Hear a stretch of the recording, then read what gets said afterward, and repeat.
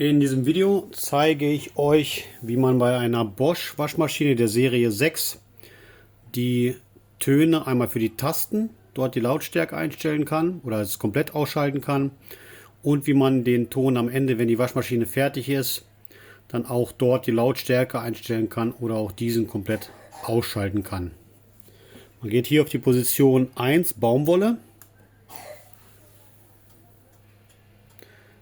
drückt dann die Taste Schleudern, hält diese gedrückt und geht mit dem Regler hier auf Position 2 Eco 40 bis 60 so.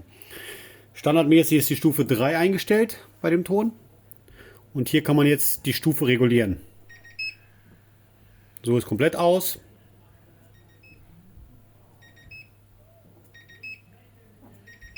Und wir lassen es auf Stufe 4. Das ist jetzt der Ton, wenn die Waschmaschine fertig ist. So in der Lautstärke wird er dann kommen.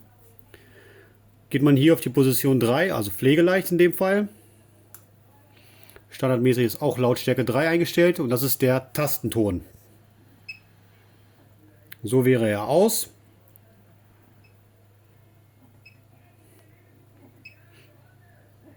Und auch das machen wir jetzt auf 4. Geht man jetzt hier mit dem Drehregler wieder auf Aus, bleiben die beiden Töne in der Lautstärke entsprechend gespeichert.